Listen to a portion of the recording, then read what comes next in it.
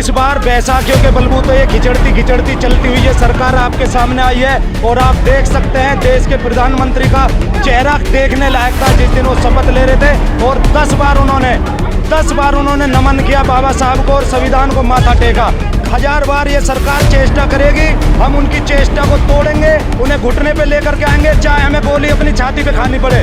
भारत गौतम सबसे पहले खड़ा होगा और मेरे साथ ऐसे हजारों लाखों साथी हैं जो छाती पे गोली खाएंगे और इस सरकार को घुटने पे झुका करके लाएंगे। मैं भारत गौतम विजयनगर से निगम पार्षद हूँ, निर्दलीय, गाजियाबाद विजयनगर से। और आज हम सब लोग यहाँ बहुत बड़ी तादाद में बाबा साहब की जो प्रतिमा संसद से, लोकसभा भवन से हटा दी गई है, उसे पुनः स्थापित कराने के लिए जन आक्रोश के साथ में भारत सरकार के सामने अपना ये ज्ञापन लेकर के आए, अपनी मांग लेकर के हमने यहाँ रोष प्रदर्शन किया है। जी क्या कहेंगे सर, बाबा साहब की प्रतिमा हटा दी गई है। बाबा साहब संविधान निर्माता थे, संविधान बाबा साहब ने बनाया, देश बाबा साहब के संविधान के हिसाब से चलता है।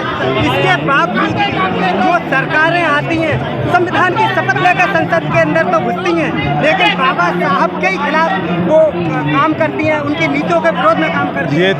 ये तो उन सरकार के लोगों को, नुमाइंदों को, सरकारी हमारे राजनेताओं को शर्म आनी चाहिए जो शपथ लेने से पहले भी संविधान को माथा टेकते हैं और बार बार माथा टेकते हैं। और ये जो हमारी भारतीय मीडिया है जो बिक चुकी है, ये उस मीडिया को तो बार बार पूरा दिन दिखाएंगे। ये यहाँ जो समाज पूरा देश से एकत्रित होकर के बाबा साहब की प्रतिमा को पुनः स्थापित करने की मांग कर रहा है, इसको 1 सेकंड की भी क्लिप भारत की जो मीडिया है वो नहीं दिखाएगी। मगर हमारा जो समाज है, हमारा बहुजन समाज जो है, बाबा साहब के जो हम औलाद हैं, हम सब मजबूती से पूरे तैयारी से तैयार हैं और बाबा साहब की प्रतिमा को पुनः स्थापित कराएंगे। क्या लग रहा है इस तरीके से छोटे छोटे आंदोलन करने से, जंतर मंतर पर धरना देने से, जगह जगह सवाल पूरा ले लीजिए, जगह जगह छोटे छोटे धरने करने से क्या बाबा साहब की मूर्ति वहाँ पे लग सकती है? देखिए, एक बहुत बड़ी आग, बहुत बड़ी जो शोला बन करके धड़कती है, वो एक छोटी सी चिंगारी से ही फूटती है। आप इस बात को बिल्कुल मत भूलिए। और ये छोटी चिंगारी नहीं है, यहाँ 10,000 20,000 लोग पूरे देश से चल करके आए हैं। इतनी कड़ी धूप में यहाँ पसीना बाहर बह रहे हैं और लोग एक भी आगे से पीछे नहीं हटा है। पूरी ताकत के साथ में समाज यहाँ खड़ा हुआ है। कई सारी राजनीतिक पार्टियां हैं जो आपके समाज में, जिस समाज की आप बात करते हैं, जिस समाज के यहाँ पे लोग इकट्ठे हुए हैं, उसमें टुकड़ों में बटी हुई कई सारी पार्टियां, राजनीतिक संगठन है, धार्मिक संगठन है और अन्य संस्थाएं भी हैं। ये संस्थाएं एकजुट तो हो नहीं पा रही हैं, अपने आप को एकत्रित कर नहीं पा रही हैं। क्या लग रहा है कि बाबा साहब के संविधान के, ये बाबा साहब के संविधान ने लोकतंत्र में यही आज़ादी दी है कि हर व्यक्ति अपना एक संगठन, समूह का संगठन बना सकता है और अपने समाज की, अपने परिवार की, अपने महापुरुषों की विचारों की लड़ाई को लड़ करके आगे बढ़ा सकता है। और आज आप यहाँ देखेंगे तमाम पार्टियों के कार्यकर्ता, तमाम संगठनों के कार्यकर्ता यहाँ मिलजुल करके अपने अलग अलग बैनर, अलग अलग झंडे लेकर के बाबा साहब के प्रांगण में बाबा साहब के लिए एकजुट होकर के इस तानाशाही सरकार के खिलाफ एकत्रित हुए हैं। क्या लग रहा है जिस सरकार को आप तानाशाही सरकार कह रहे हैं वो तीसरी बार आ रही है, तीसरी बार, तो आने में क्या लग रहा है, क्या हमारे समाज का इसमें सहयोग नहीं है? इस बार बैसाखियों के बलबूते ये खिचड़ती चलती हुई ये सरकार आपके सामने आई है और आप देख सकते हैं देश के प्रधानमंत्री का चेहरा देखने लायक था जिस दिन वो शपथ ले रहे थे और 10 बार उन्होंने नमन किया बाबा साहब को और संविधान को माथा टेका। उससे पहले उन्होंने कभी संविधान को माथा नहीं टेका, मगर आज बाबा साहब के समाज की ताकत को देख करके उन्होंने शीश झुकाया और घुटने टेके। सर एक बार बताइए, बाबा साहब को संविधान भी माथा टेका संविधान पर, लेकिन उसके बावजूद पहले प्रतिमा हटा दी गई थी, हटाने के बाद अब ये दूसरा फैसला सुप्रीम कोर्ट का आरक्षण को लेकर आया है, तो इससे मंशा क्या लगता है? पूरा समाज एकजुट हो रहा है और यहाँ भी आप देख रहे होंगे अपने आप कैमरे से, वीडियो से आप दिखाना कितने दूर दूर से लोग, महाराष्ट्र से, पंजाब से, राजस्थान से, हरियाणा से, उत्तर प्रदेश से और आपका उत्तराखंड से भी लोग आए हैं। तो आप ये दिखाइए पूरा देश एकजुट है। ये शुरुआत है। बाबा साहब की प्रतिमा को लगाने के लिए इनको 14 अक्टूबर तक का समय दिया गया है। अगर 14 अक्टूबर तक इन्होंने बाबा साहब की प्रतिमा पुनः स्थापित नहीं की तो एक बहुत बड़ा जन आंदोलन होगा और देश की सरकार की चूल हिलाने का काम ये बहुजन समाज काम करेगा।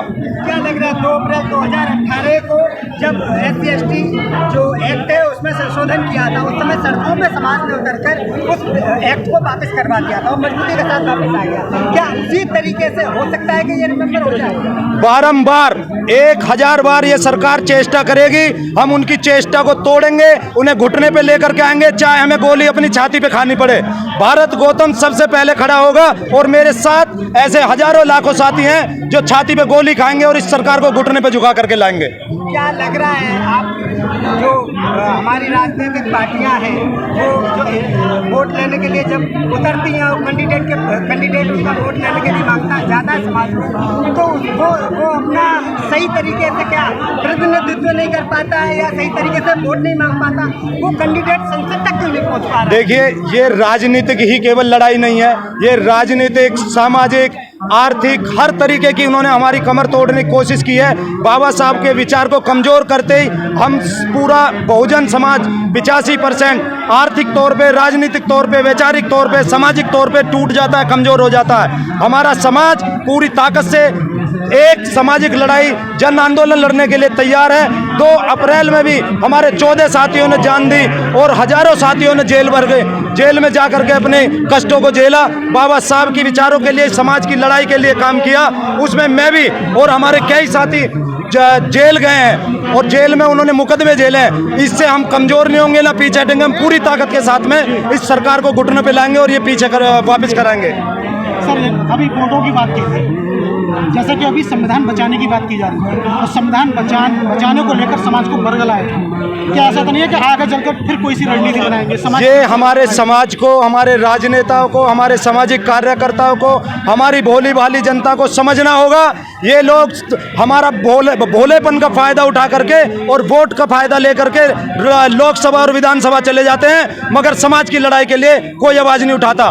131 सांसद लोकसभा के अंदर बैठे हुए हैं, मगर समाज सड़कों पे पसीना बहा रहा है और वो वहाँ एसी में बैठ करके फ्री की चाय, फ्री की कॉफी, फ्री का पिज्जा खा रहे हैं। उनको हम लोग इकट्ठे होकर के उनके लोकसभा में या उनके बंगलों पर जाकर के उनका घेराव करेंगे, समाज की आवाज उठाने का काम करेंगे।